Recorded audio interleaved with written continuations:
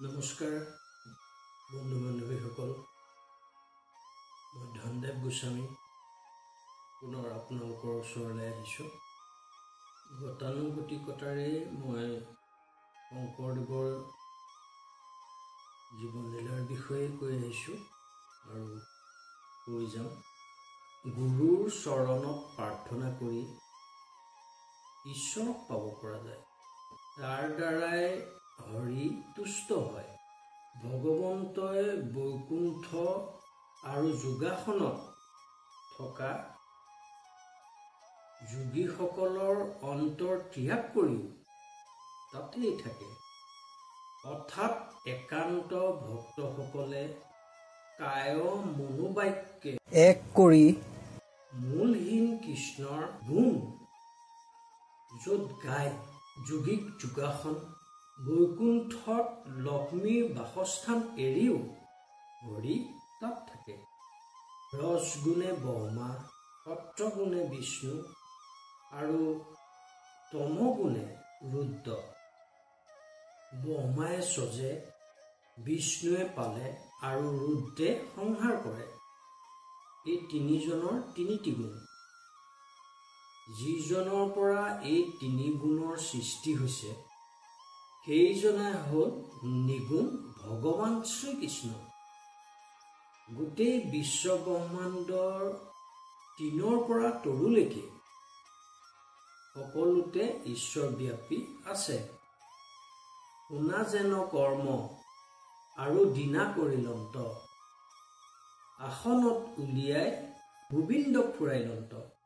হাজাৰ দশেক লোক যেবে আহি ভৈল, শ্ৰীমন্ত শংকৰে ফাগু মাৰি পাকলৈ ল।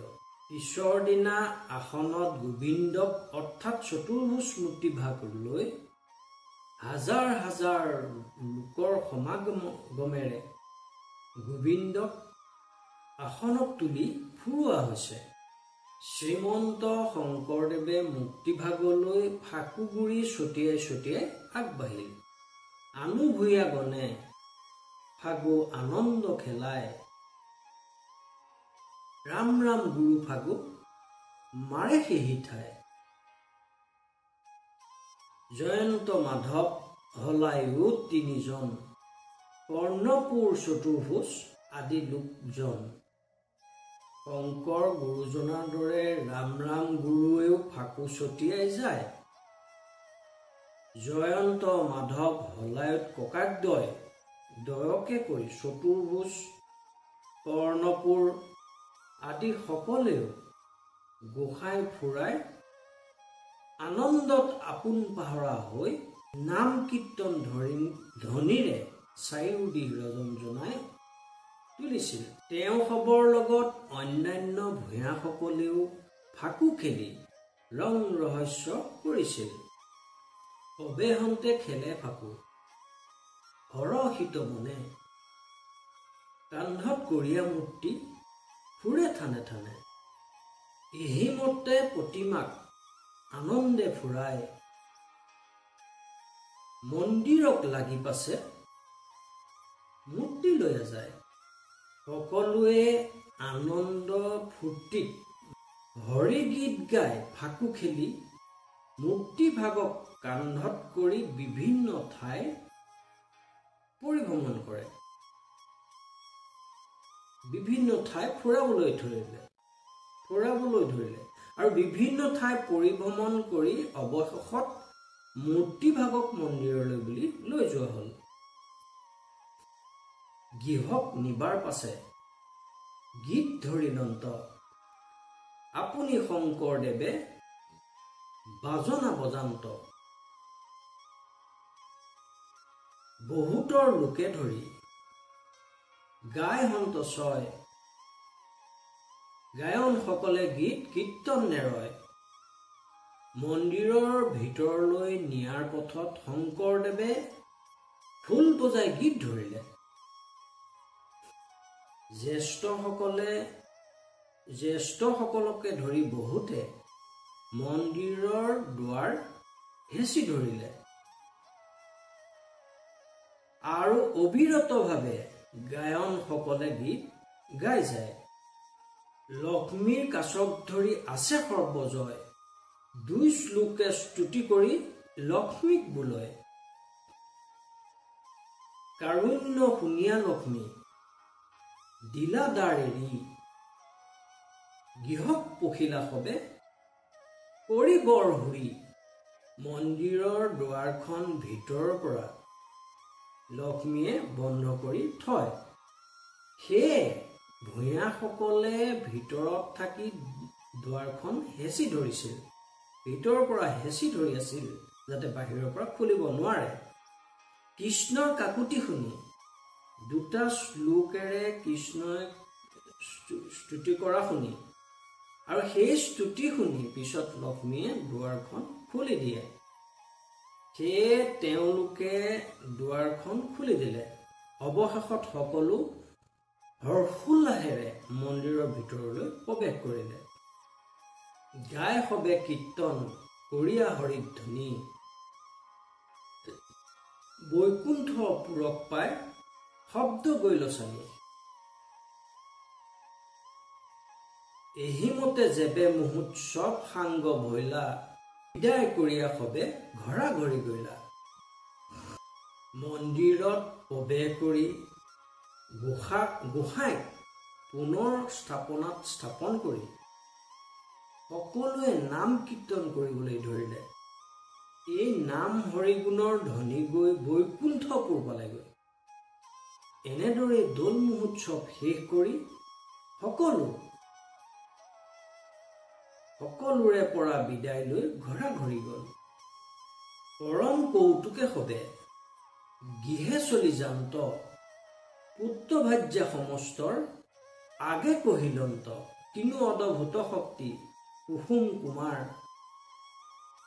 এহি বুলি লোকে প্ৰশংসয় বাৰে বাৰ।